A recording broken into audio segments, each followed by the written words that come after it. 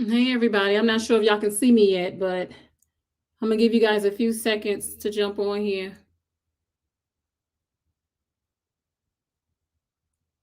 Okay, I can see myself on Facebook. I want to make sure y'all can hear me. Okay, I can see myself. All righty. I'm gonna wait to see who jumps on here. But today, what I want to do is I want to answer a very popular question or concern that I get a lot. And it's how do I find a person that has a very common name? Believe it or not, this happens a whole lot.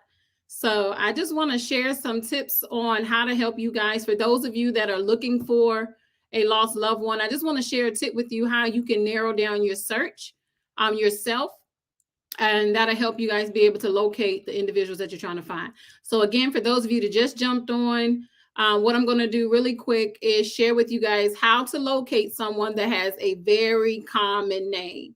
I'm going to kind of use the example of my most recent client. The person that they were looking for had a very, very, very common name.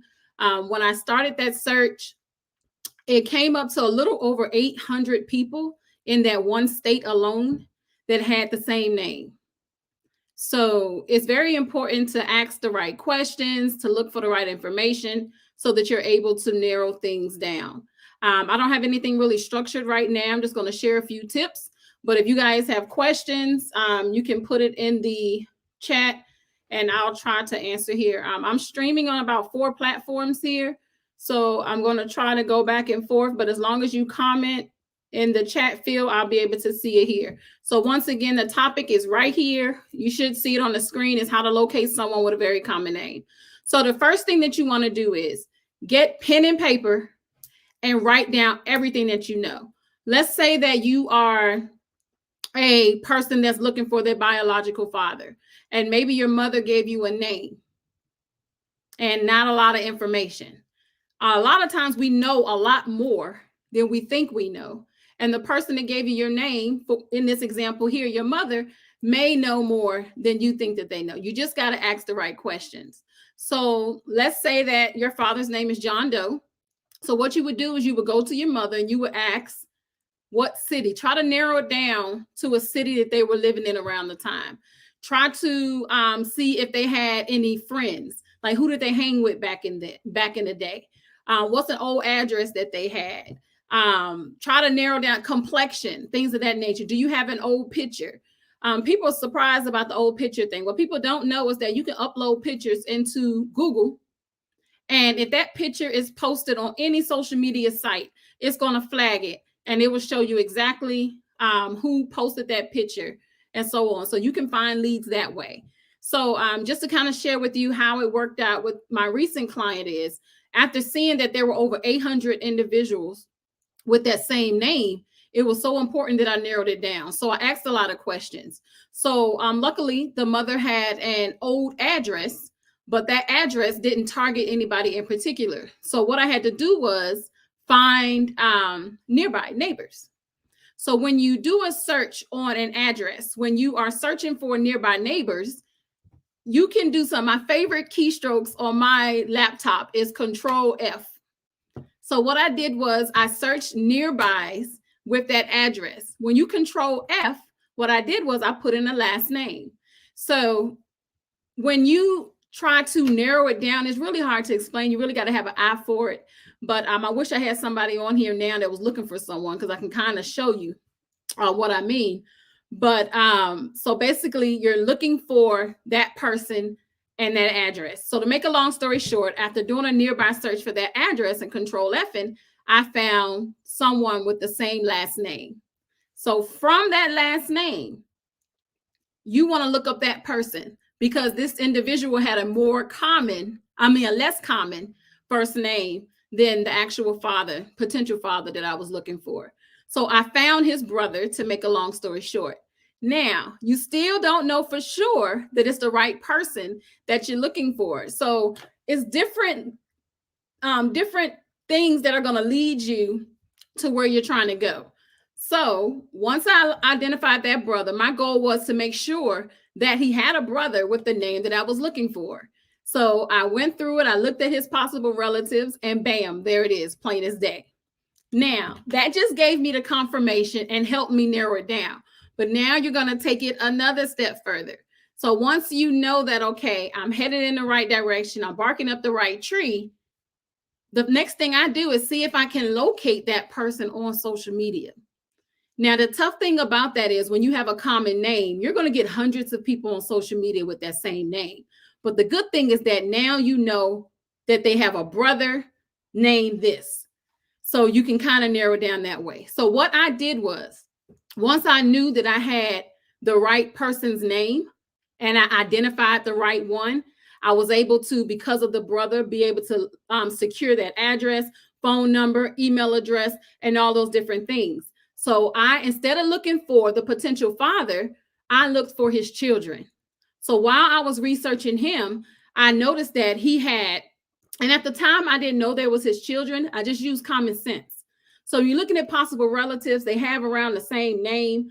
And then you see people about 20 to 30 years younger than them that's always in the household with them.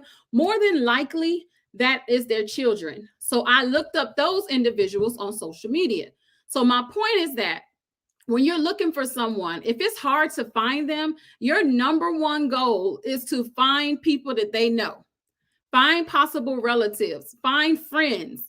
Maybe it's an old job that they had. It depends on how bad you want to find them.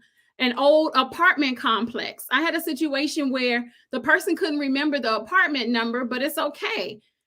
If you knew your apartment number, then I can look up the apartments in that area. I can start calling people and say, hey, do you remember a neighbor by the such and such? So there's so much that we can do, but let's get back on track. So once I identified who the potential kids were, I looked up the children on social media. The reason why I like to look up kids, because if they're in a certain age range, I know they got a Facebook, I know they got an Instagram and things of that nature. So when they're kind of older, when you get over that 60, 70 range, they may not have a social media account.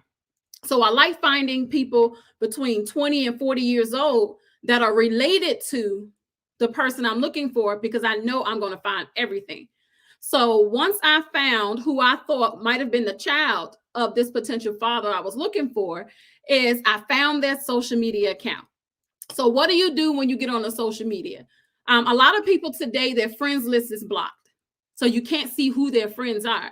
So what you do is, in a scenario like that, is on the Facebook page, there's just 3 dots. You can search a person's profile. And so you can type in keywords. So if there are any words that you type in, it'll go directly to that post. So what I do is, because that was a child, I assumed that this was his child. I searched his page for Happy Father's Day, things like that. Or I love my dad, or just put the word dad in, put father in. And so because I did that, it took me to a post where she was taking her father out to lunch. She had a picture of her, the father. They were eating lunch together. But guess what she did? She tagged her daddy. So even though there were hundreds of people on social media with that same name, but the fact that I went around him and found someone else, that narrowed it down to the one person that I was looking for, you guys. So a lot of times it's going to lead you back to the person that you're looking for by simply finding someone else. So the next thing I did after that, and I know this is a lot for those of you, and this is really only going to be interesting to those that are actually looking for somebody, but that's how you want to start your process. So once I narrowed it down and I found his social media account through his kids, after I did that, before I sent him a message, I actually went through Ancestry, and I wanted to look and see if I could find high school pictures of him. I just wanted to make sure that I had the birthday range. I could find old addresses and compare the person that I see on social media, younger pictures, to the person that I found now. I also looked at my clients' pictures, and I did a side by side. When I saw him and I saw her, I was like, man, whether I do, this DNA test or not, I know this is her father. So I do those things before I go in a person's inbox. So once I did all those things, I went to his inbox and I sent him a message and I said, hey, I'm such and such. Um, you have a, daughter that you may not be aware of, and so on, and just send him that message to give him the opportunity to respond back. Now, let me share something with you.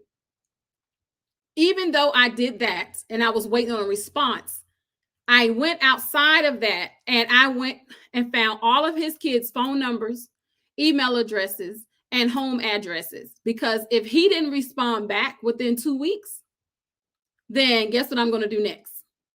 I'm going to reach out to the other people that I have, like his kids, ex-wife, whatever I have to do to make my client happy. So if you're looking for somebody, for example, the gentleman that I found, out of respect to him, I want to give him the opportunity to find out first that he has this potential daughter out there. I don't want to start, calling everybody and they find out before he do. So out of respect to him, I messaged him, giving the opportunity to respond back. And luckily, he responded back within a week's time. He was super excited about the message that he got and so on. And then I was able to connect my client and him together, because my number one goal is to make sure they have a positive experience. If he was kind of standoffish or was like, I don't know what you're talking about, woman type thing, I would have waited until I built up a nice relationship with him, waited until he was more positive, let him process the information I gave him before I connected them, just so I don't stress out my client. But for you all that's out there, if you're looking for somebody that has a very common name, it's possible to find them. It really is. You just have to have enough information to narrow down your search. That's all it takes. I want you guys thinking about the age range. I want you to try to find old photos. I want you to think about an address. Even if you just have the street name, you guys doing a nearby search on an address will take you a long way. And please don't forget that Control F. And what I noticed that a lot of people do, like I asked them, I say, hey, I found this person in like 10 minutes. What were you looking at? What were you looking for? How could you not find them? What were you looking at? A lot of people don't go past page 1 when they do a Google search. Like, if you look at the bottom, there are hundreds of pages. So make sure that you're going past page 1. So when I'm looking for someone, that Control F button, you guys, is so important. So when you're looking up that address, you can hit Control F, type in that last name, or put the street name up there and put their name next to it. So anyone, for example, my last name is Houston. So if I lived on Sycamore Street in Oakland, California, I will put Sycamore Street, Oakwood, California, and then put Houston behind it. And then any post or anything that pops up on public sites that's affiliated with my last name and that street will pop up. But the reason why I only do last name is because a lot of people addresses may not be in their name. It may be in their mother name, their sister, their brother name, or it could be a friend or something. So and even if let's say you put in an address and it's coming with a name that's not the same last name, I still look that person up. I look them up on social media. I go through their friends list to see if they have my person listed on it, because some people may live with friends. Maybe they were roommates or something. And if nothing was in their name and everything was in the other person's name, then it's going to be hard to be able to say, hey, this is the right person I'm looking for. So the whole purpose behind this is when you have a common name, your number one goal is to attach them to other people. That's how you're going to narrow it down. A job, friends, family, whatever you can think of. And the biggest mistake that you can make, though, is when you're trying to narrow this down, please stop being all over the place. I see it all the time. Like if you have leads, focus on that one lead. And so that you can say, okay, this is a good one or this is not one. This is not a good one. Don't be all over the place trying to call 1 million people, because you're going to forget about what you did prior. So focus on that one lead, see where it's going to take you, move on to the next, see where it's going to take you, so that as you're taking notes, right, because you're going to have your pen and paper, as you're taking notes, you can cross them off and say, okay, that's dead. Okay, so I talked to this person. They don't know much, but they led me to this person. They say, oh, I remember this. And you might need to talk to Auntie. She knows everybody in the family. I say, okay, cool. Because when I call on your behalf, when I introduce myself, I'm your BFF. I never say I'm a company. So if I have a client I'm working with, hey, I am the best friend of such and such. She's really nervous about this, but she's trying to locate her biological family. And so instead of her, being so emotional about this process, I'm trying to help her on her behalf. So I'm calling on her behalf. I never say I'm a company. And then that way the people are more comfortable. I make sure I know everything about my client first. I done literally found them on social media. I'm looking at their pictures with their family. I'm getting to know them because that family member is going to ask me questions. What's their name again? Last thing you want to be as a business, they ask you the person of the name and you don't know the person's name, the name of the person, and you don't know it. So for those of you out there that are looking for someone with a common name, just take your time. Sometimes it's somebody that you want to know so bad, so your emotions are keeping you from finding them. That's why you can't find them. I guarantee you it's right up under your nose. Let me tell you guys what I did this weekend. So this weekend I went to Memphis to help with another business that I have, to help one of my business partners out there. And on the way back from Memphis, that's a 6.5-hour drive. So while my business partner was driving, I said, let me go on Facebook, and I looked up popular hashtags. So I typed in hashtag looking for my father. So when I put in that hashtag, it's a whole bunch of posts from different people who are looking for their fathers. So just for fun, just to see who I could find, I did about 3 or 4 posts and found their fathers within 30 minutes maybe of sitting in the car riding home. 2 of them I messaged because I'm not their friend on Facebook. They haven't read it. It probably went in their junk folder. But I literally was like, what is so hard about finding them? It's not that hard, but a lot of times when you're too emotionally involved, you overlook a lot of things. So it's important just to take your time because it's right there in your face. I even saw one person say he's nowhere on the internet, he's not on social media, his file's not in Ancestry. I'm like, that's not possible. He's on here. He had enough information in his post for me to narrow it down. He had the military information there. He was based out of Germany. She had the year that she was born. She said around 75, and all these different things. She had enough in it. She didn't even realize how much information she had. And here I am, a total stranger, just playing on Facebook, trying to see how many people trying to locate their family, and found it within minutes. So I'm sure they're going to respond to me at some point when they look at their junk folders, but it's really not that difficult. So what you want to do next is your mother or somebody might have given you a name of who that biological person is. Please don't just, I'm not going to say just take their word for it, but don't take their word for it. Just because you have a name doesn't mean it's your biological parent. It could have been anybody back in the day that could actually be your father. So after you get that information, please do an ancestry test. Do a 23andMe. Please don't trust family trees. I can't stand the family trees that I see in Ancestry and 23andMe because it's built on what somebody knows. It's grandma that's building the tree and she says, this is your daddy, this is your daddy, this is your dad. If there's no DNA attached to it, that entire tree could be wrong. And I've seen it a million times. People spend years building those trees off of lies. So please, when you do that, get that information, do the DNA test, and that'll help you confirm if you're really barking up the right tree. All righty, so that is all I had. I hope that helps somebody. If you got any questions, let me know. Talk to you later. Bye-bye.